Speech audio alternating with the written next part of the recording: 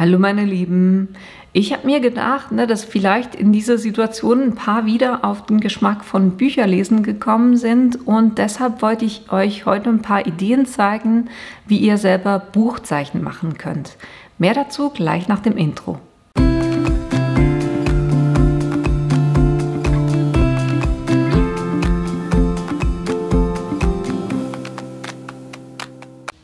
Heute, wie gesagt, Buchzeichen und ich habe euch 7 Varianten, wie ihr solche Buchzeichen aufhübschen könnt und machen könnt.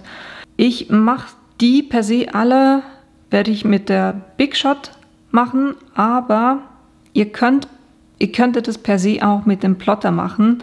Was ihr halt einfach nicht habt, ist, mit dem Plotter schneidet ihr, das heißt, ihr habt ein ganz scharfes Messer, was einfach entlang einer Form schneidet. Auch die Stitched Lines, die ihr mit dem Plotter macht, das sind nur ganz feine Schnitte. Und das Ergebnis sieht halt einfach anders aus, finde ich, weil mit der Big Shot ist es ja so, dass es die Stanze quasi ins Material reindrückt, somit das Ganze runterdrückt und dort, wo genug Druck ist und diese Schnittkante ist, wird es ausgeschnitten.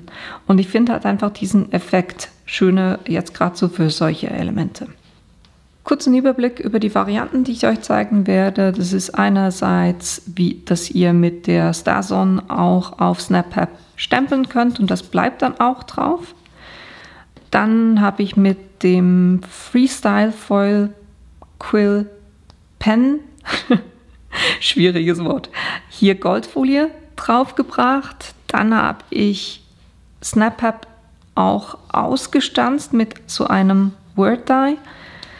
Dann habe ich Stoff ausgestanzt und den hier draufgebracht. Ich habe ein Heat Embossing gemacht und das bleibt effektiv auf drauf. Da könnt ihr versuchen, das wegzukratzen, das geht nicht, ne?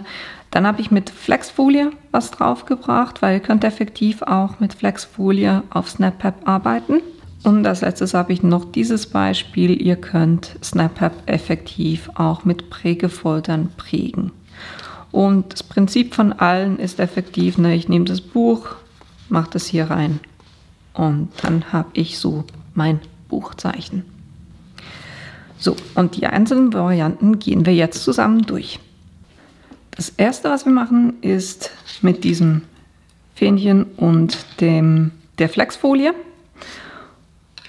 Und da habe ich eins mit den Stitched Lines. Ihr müsst einfach gucken, dass ihr ein Set habt, wenn ihr das mit der Big Shot macht, wo ihr 2 nächstgrößere Elemente miteinander verwenden könnt. Jetzt müssen wir das hier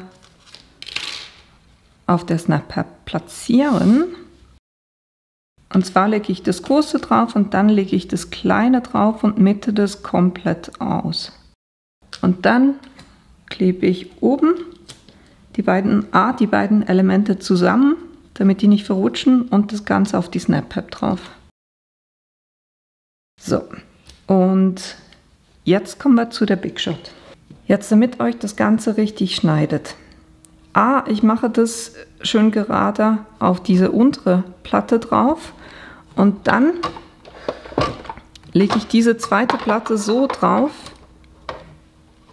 dass die hier mit dieser Kante abschließt, nicht drüber geht und schön gerade ist natürlich. So, das heißt, hier endet diese Acrylplatte und so kurbel ich das jetzt durch die Big Shot durch.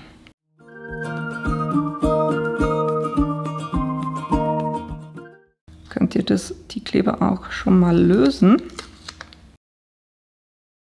und das innere Element lösen. Das brauchen wir nicht mehr. Aber jetzt wollen wir natürlich diese Form noch komplett ausschneiden. Und da lege ich das jetzt einfach wieder in das, was ich schon ausgeschnitten habe, rein. Macht das auch wieder fest und ihr könnt da so ein bisschen hin und her rutschen und das geht dann wirklich da rein, wo die Schnittkante schon ist. Dann klebe ich das hier wieder fest. Und so kurble ich das nochmal durch die Big Shot komplett durch.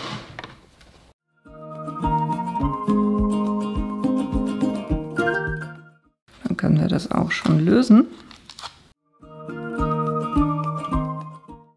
So, und jetzt hat es wunderbar hier von der Snap-Pad ausgeschnitten. Und dieses innere Element, muss man mal ein bisschen nachhelfen, je nachdem wie gut eure Stanzformen sind. Aber ihr seht schon mal das Prinzip, wenn ich jetzt ein Buch nehme, kann ich das hier ganz einfach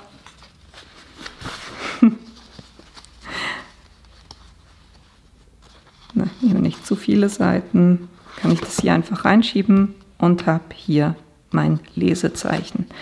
Jetzt wäre das so noch ein bisschen langweilig, ne? Und deshalb machen wir hier noch die Flexfolie drauf. Da habe ich diesen süßen Spruch von wegen nur noch ein Kapitel, ne? Wer kennt das nicht? Und wenn ihr die ganze Sache mit Plotten noch nicht kennt, ich verlinke euch hier oben noch ein Video, wo ich euch zeige, was ihr mit dem Plotter so machen könnt und wie ihr Flexfolie damit auch schneiden könnt.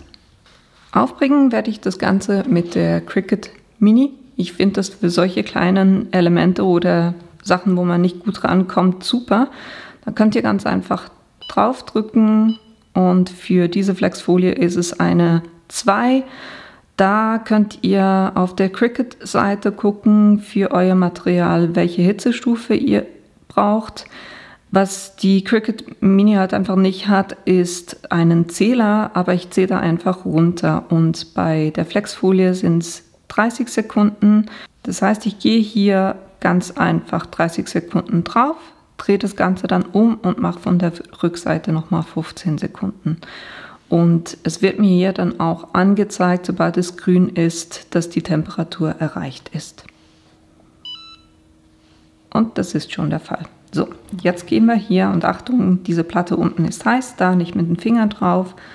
Jetzt gehe ich hier ganz einfach 30 Sekunden drauf. Und weil ich jetzt nicht das ganze Design abgedeckt habe mit dieser Fläche, gehe ich da auf den Rest auch nochmal 30 Sekunden drauf. So, und jetzt noch von der Rückseite, je 15 Sekunden.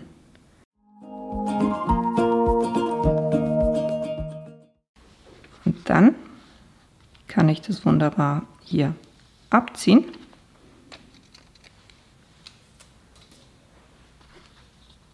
Das ist noch gerade so ein bisschen warm. Lasst das kurz ein bisschen auskühlen. Aber ihr seht jetzt, ihr habt hier wunderbar ein Buchzeichen. Und eben wie gesagt, ne? Ganz einfach hier rein. Und man sieht hier noch so einen kleinen Teil von dieser Schrift. Das war die erste Idee. Beim Stern mache ich es meistens so, dass ich die Formen kombiniere. Weil wenn ich 2 Sterne aneinander lege, dann haben die per se nicht so viel Halt. Und dann mache ich es einfach so, dass ich einen Kreis nehme und dann den Stern reinpacke. Und wenn ihr jetzt diese Ecken überlappend habt, dann könnt ihr auch zuerst ganz einfach diese Form ausstanzen und dann den Stern ausstanzen. Und dann habe ich hier, das mache ich auch gleich, ein Stück Stoff, ein Stück doppelseitig klebende Flieseline und einen kleineren Stern noch für in die Mitte. Das heißt, ich schneide hier als erstes kurz diesen Kreis aus.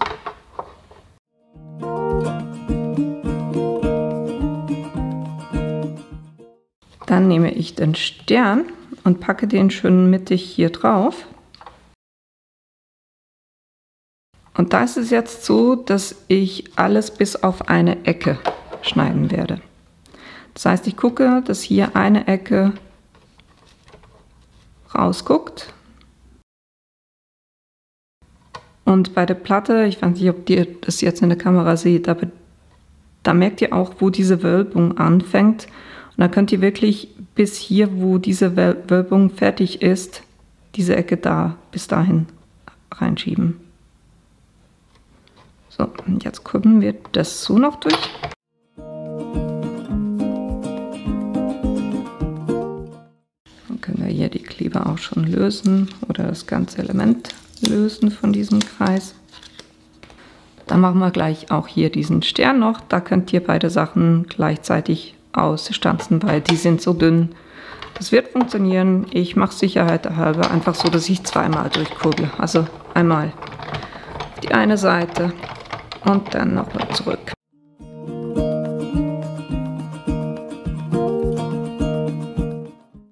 Wenn es irgendwo nicht hundertprozentig geschnitten hat, Filiseline hat funktioniert, der Stoff hängt da teilweise noch, und da nicht reißen, weil der Stoff, sonst fasert der ja aus. Aber ihr seht ja die Linien wunderbar, da könnt ihr einfach kurz hier mit einer kleinen Schere noch nachhelfen.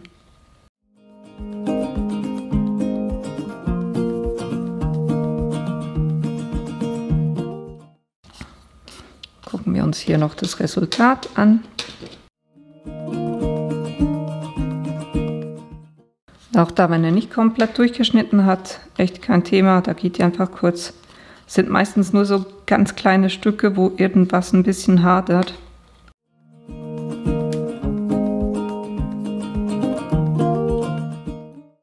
So, wunderbar. Dann haben wir das.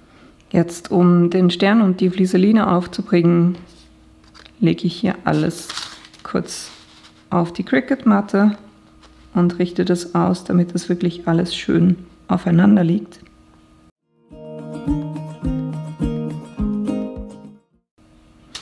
Mache dann ein Stück Backpapier drauf und gehe dann mit der Cricut Mini drauf.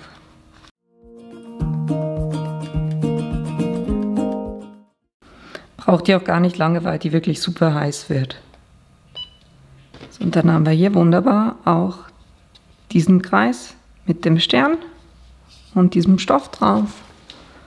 Und auch da könnt ihr ganz einfach unten mit dem Kreis rein, oben den Stern rein. Dann habt ihr hier wunderbar ein Buchzeichen.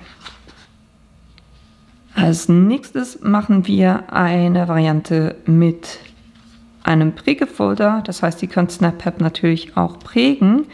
Da habe ich so gemacht bei der Herzform, dass ich nicht die beiden nächstgrößeren genommen habe, sondern nochmal eins kleiner.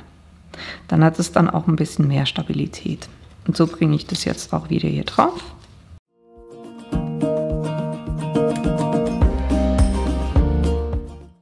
Und da werde ich es so machen, dass ich bis circa in die Hälfte, also quasi ein Viertel von diesem inneren Herz, bis dahin werde ich schneiden. Das heißt, hier gucke ich drauf, dass das hier schön gerade runter geht mit dieser Mittellinie vom Herz. Und eben nicht diese äußere Kante, sondern da, wo sich die Acrylplatte anfängt zu wölben. Und so kurbel ich das durch. Dann löse ich auch wieder zuerst das innere Element und lege das äußere nochmal so rein, dass es wieder passt. Und schneide noch den Rest durch.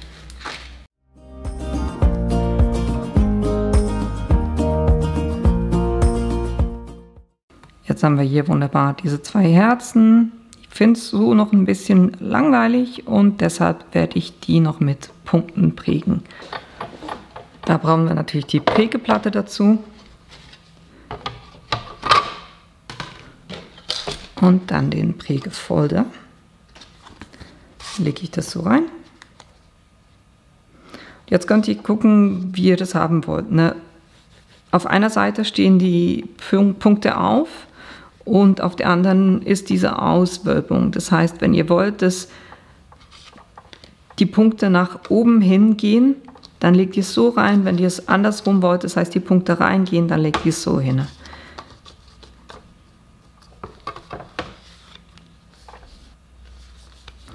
Und dann so in die Big Shot rein, dass das geschlossene Teil hier liegt.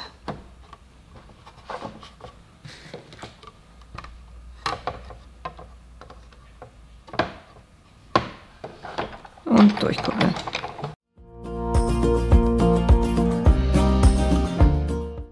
Da braucht ihr jeweils ein bisschen mehr Schmackes, weil die SnapPad ja ein bisschen dicker ist als der normale Bastelkarton. Aber wie ihr seht, hat es hier wunderbar diese Punkte übernommen. Und Die bleiben da wirklich auch drauf. Manchmal, also erst so, wenn man SnapPap wäscht, geht dann natürlich diese Prägung raus, aber das macht man mit Buchzeichen ja nicht. Von dem her habt ihr wunderbar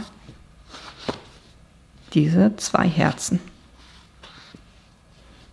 Das nächste ist ein Viereck, auch mit diesen Stitched Lines, und auch da habe ich nicht das nächstgrößere genommen, sondern das übernächstgrößere. Und da werden wir mit der STAS-On stempeln. Da habe ich so ein kleines Stempelset und da werde ich Do Small Things with Great Love und noch so eine Reihe von Herzen. Und das ist das Schöne bei SnapPap, ihr könnt effektiv auch mit der STAS-On auf SnapPap drauf stempeln.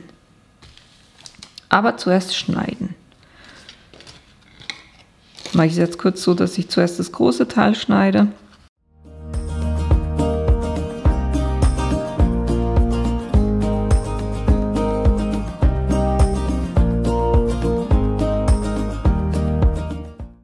So, dann haben wir hier das Viereck. Dann werde ich das kleine Viereck drauflegen, mittig. Und hier werde ich einfach diesen Rand hier nicht schneiden. Das heißt, ich richte das hier schön gerade aus und kurble das durch.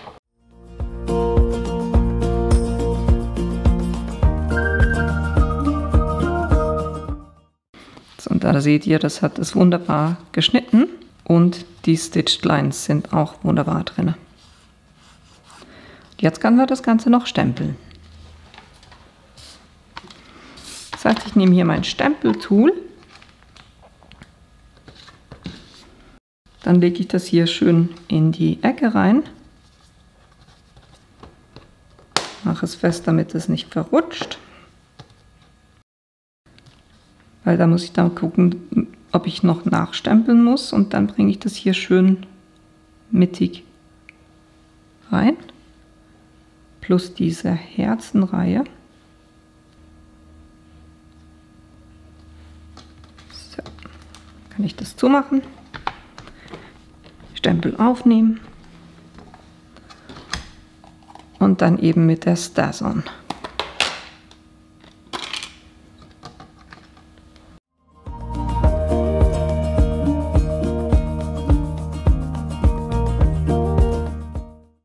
Das ist das Schöne am Stempeltool, ihr könnt da auch immer wieder nachstempeln. Bei mir ist es jetzt so, dass diese Herzen quasi ein bisschen dicker sind als die Schrift und deshalb stempelt es die Schrift nicht so gut.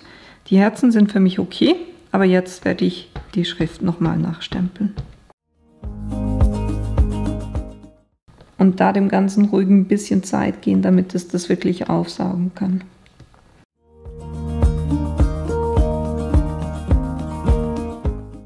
So, ich habe jetzt das Thema, dass die I-Pünktchen, das ist bei dem Stempelset immer so, die werden nicht so richtig angezeigt, von dem her gehe ich da ganz, ganz fein mit einem Marker einfach hin und fülle diese I-Pünktchen noch ein bisschen aus, damit die dann auch gut ersichtlich sind. Aber so sieht dann dieses Buchzeichen aus. Könnt ihr das wie die anderen auch so ins Buch reinmachen. Hier guckt es raus als Buchzeichen. Und hier habe ich dann einen süßen kleinen Stempel drin. Und so sieht das von nahem aus. Das war das. Dann machen wir eins mit 2 Kreisen. Da habe ich effektiv die beiden aneinanderliegenden Kreise genommen. Ich werde hier aber nicht allzu weit reingehen. Das heißt hier wirklich so bis in die Hälfte und nicht mehr. Und da habe ich mit der STAS-On auf ein Backpapier ein Smiley-Gesicht drauf gestempelt. Das ist dieses Stempelset hier und da ist es dieses Smiley-Gesicht. Und dann habe ich den Freestyle Foil Quill Pen genommen, den mit der breiten Spitze. Der ist jetzt auch schon am Aufwärmen. Da müsst ihr wirklich drauf gucken, dass ihr den wirklich 5 Minuten aufwärmen lasst. Und in der Zeit, wo der aufwärmt, können wir hier das Ganze auch schon schneiden. Und die Platte, die ich hier verwende, das ist so eine hitzebeständige Platte, die ist super, wenn ihr mit diesem Stift mit Hitze arbeitet, weil da könnt ihr dann das einfach auf eure Arbeitsmatte legen und da geht keine Hitze durch. Hier mache ich es auch wieder so, dass ich zuerst das große Teil schneide.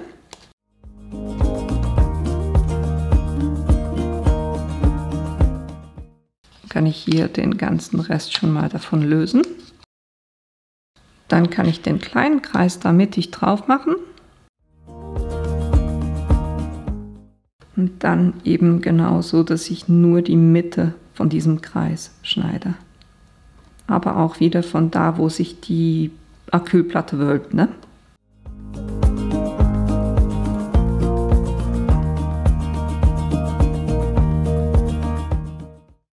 Und jetzt habe ich hier einen kleinen Teil, so fast die Hälfte, was ins Buch rein kann, und das Teil liegt dann oben. Und da bringen wir eben dieses Smiley drauf. Was ich hier machen werde, ich werde effektiv Goldfolie, das Gesicht mit Goldfolie machen. Da habe ich einfach von dieser Reihe, wenn ihr diesen Vollquillpen bestellt, dann kriegt ihr auch immer so eine Rolle mit. Aber es gibt auch viele andere Folien, die ihr da verwenden könnt. Es muss nicht Gold sein, ne?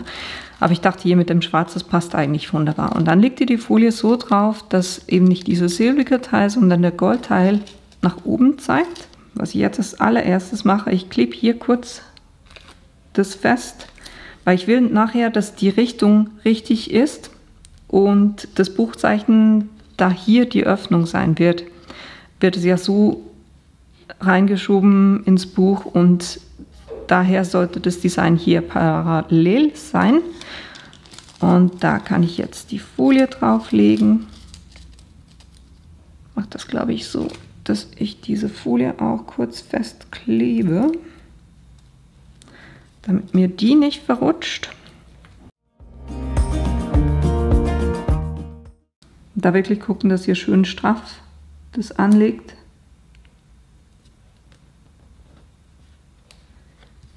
So, das heißt, hier liegt schon mal straff drauf.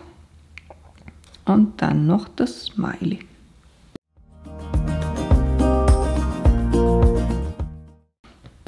Jetzt sollte mir eigentlich nichts mehr verrutschen und das Ganze sollte auch sauber aufgeladen sein. Und jetzt kann ich quasi die Form von dem, was ich gestempelt habe, das hier ganz einfach nachziehen.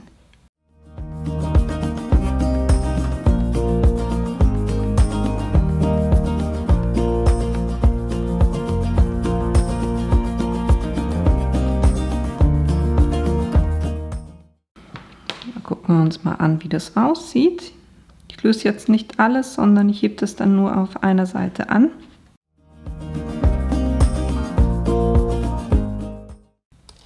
Jupp. Hat funktioniert. Das heißt, ihr seht, auf der Folie hat es komplett alles gelöst.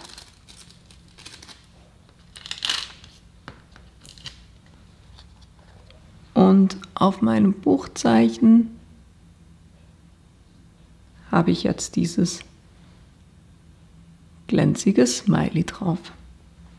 Dann haben wir hier wunderbar dieses goldige Smiley.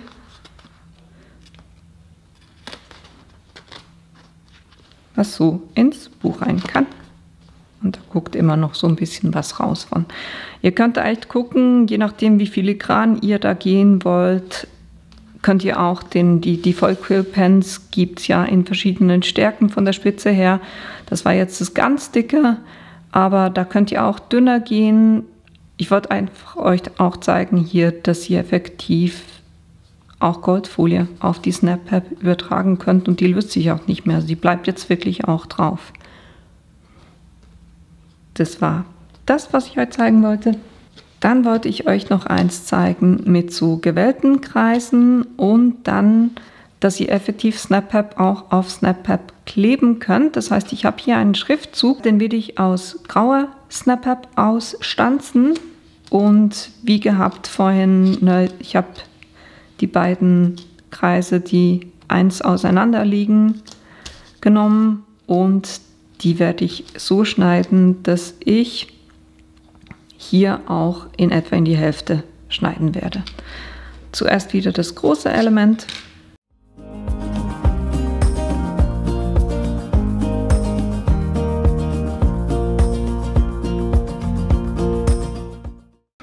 Und dann kann ich das Kleine hier schön mittig ausrichten und guckt einfach drauf, dass die Wellen so ein bisschen aufeinander stimmen. Wie gesagt, hier werde ich in etwa auf die Hälfte gehen.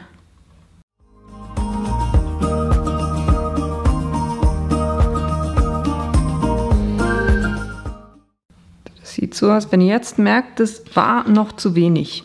Für mich, ich finde, das ist jetzt echt noch ein bisschen wenig, ich will da noch ein bisschen mehr. Dann könnt ihr das auch wirklich wieder so reinpassen, dass es da wieder auf diese Schnittkanten drauf passt und geht noch ein bisschen tiefer. Einfach wirklich besser zuerst ein bisschen zu wenig, als dass ihr dann zu viel geschnitten habt.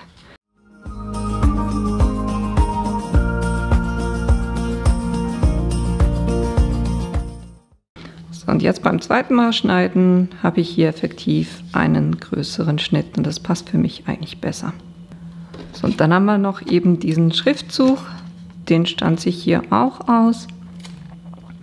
Und da das doch filigran ist und die Snap Pack schon ein bisschen dicker ist, werde ich hier einen kleinen Trick machen. Ihr kriegt ja, wenn ihr Sachen geliefert kriegt, habt ihr manchmal so Verpackungsmaterial dabei, Schaumstoff. Den lege ich effektiv drunter, das heißt unter die Snap Pack und schneide das so aus. Und ich werde auch nicht nur einmal drüber gehen, sondern oder durchkurbeln, ich werde das effektiv 3-mal oder 4-mal sogar hin und her kurbeln.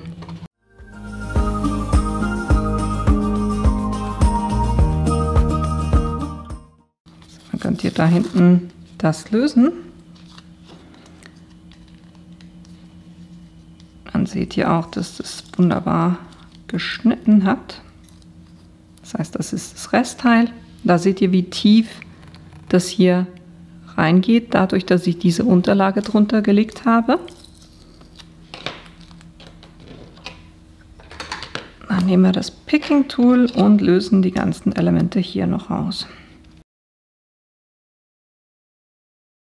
Wenn ihr Schriften habt, wo ihr I-Punkte habt, da die nicht wegschmeißen, ne, damit ihr die dann noch habt. Und jetzt können wir das hier rauslösen.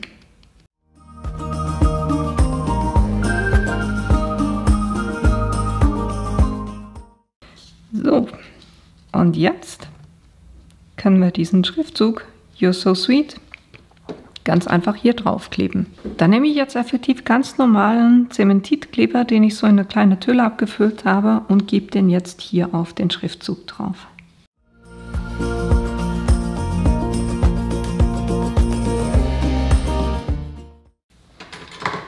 Dann nehme ich eine Pinzette, richte das so ein bisschen aus, weil so kommt es ja ins Buch.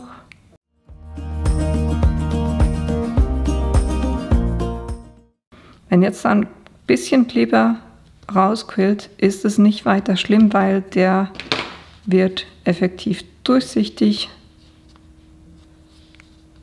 Aber wenn es euch stört, könnt ihr da auch kurz mit dem Picking Tool ein bisschen Kleber wegnehmen noch. So, und dann habt ihr wunderbar hier einen Taler mit einem Schriftzug drauf, You're so sweet. Und auch hier wieder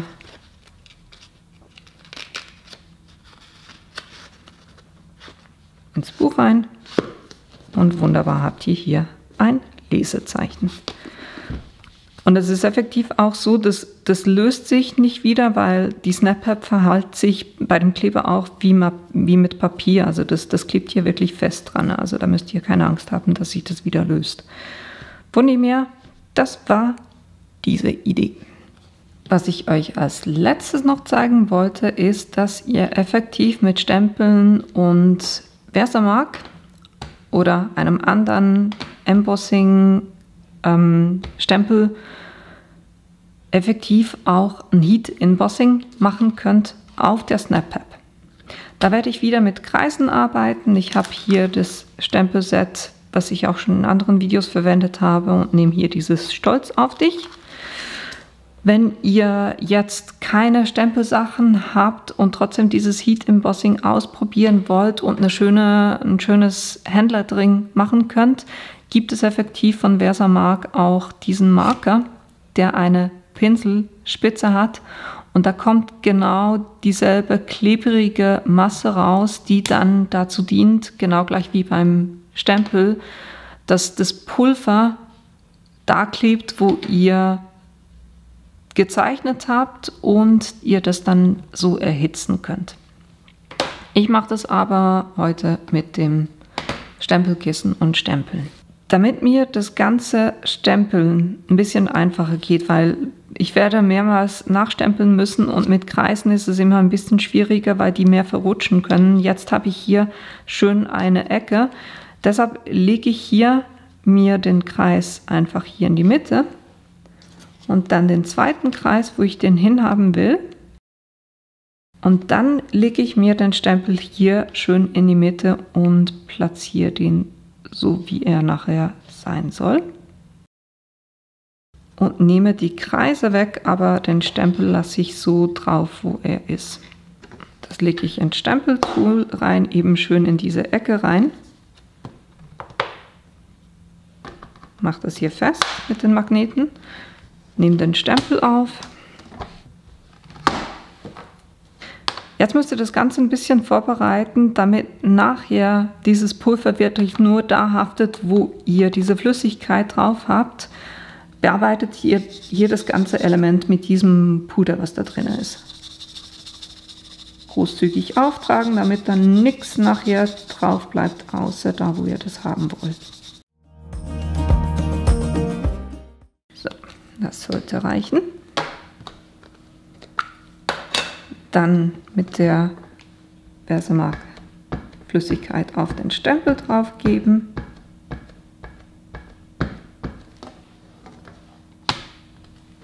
Stempel.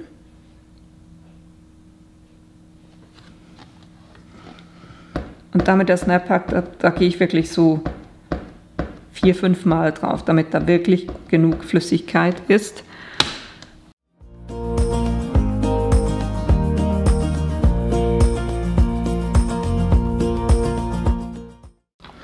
Dann gerne den Stempel auch kurz reinigen, aber ich lasse den noch da, falls ich nachher nochmal nachstempeln muss und noch ein zweites Mal das Heat Embossing machen muss, lasse ich das sicherheitshalber drauf, aber ich will eben, dass dieses Versamark nicht auf dem Stempel jetzt drauf bleibt. So, und jetzt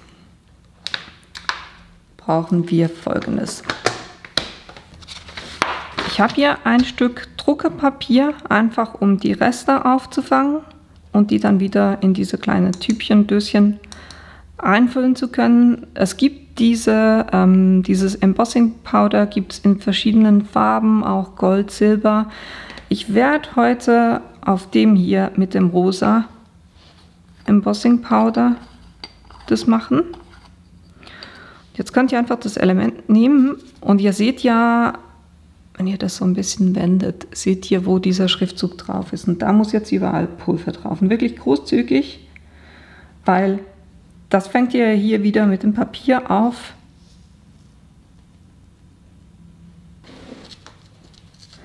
Und dann hilft es jeweils, wenn ihr noch so einen Pinsel habt, wo ihr die Reste, die da nicht sein sollen, so ein bisschen wegmachen könnt. So, jetzt können wir die Reste des Pulvers hier einfach mit diesem Blatt wieder ins Döschen reinfüllen.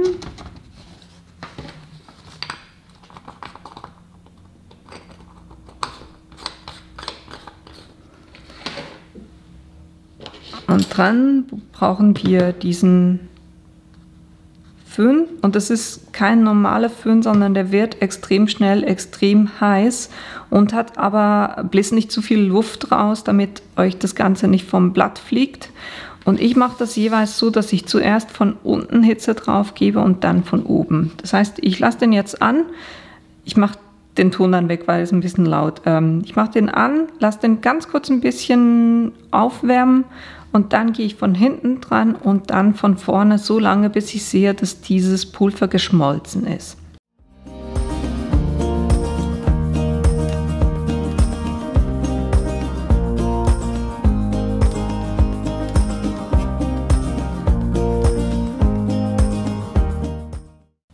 Und dann seht ihr hier das Ergebnis. Das heißt, es hat so einen Glanz drauf, weil es ein quasi geschmolzenes, gefärbtes Plastik ist.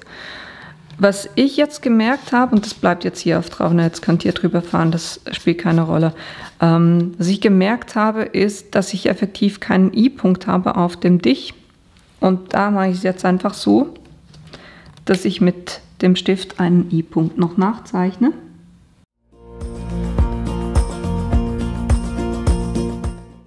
Jetzt gebe ich da noch mal ein bisschen Pulver drauf. Und es ist effektiv auch so, auch wenn ihr jetzt zu wenig Deckung habt und da das Gefühl habt, ihr müsst da nochmal drüber, könnt ihr da nochmal drauf stempeln, weil ihr habt ja den Stempel am genau denselben Ort immer noch im Tool drin. Das heißt, ihr könnt es jetzt auch hier reinlegen, nochmal nachstempeln und den Prozess quasi noch einmal wiederholen. Das tut dem nichts, was da jetzt schon drauf ist.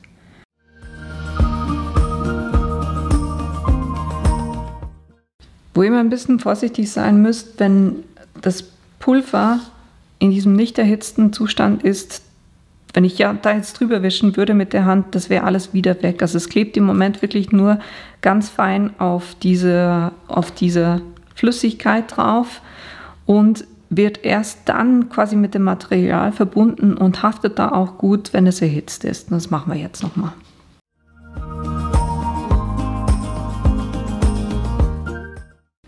So, und jetzt haben wir effektiv auch einen I-Punkt. So, das war das.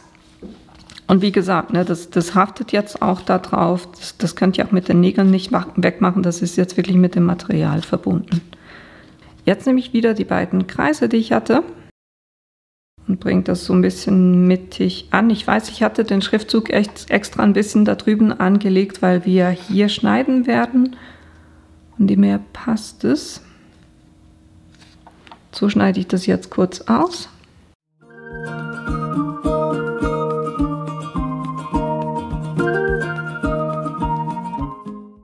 Und jetzt noch den zweiten Kreis, den wir da hatten.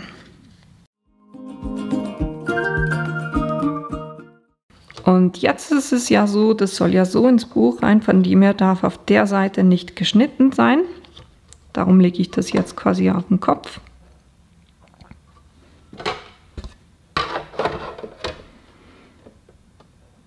Und dann mache ich das auch ein bisschen weiter weg als von der Hälfte.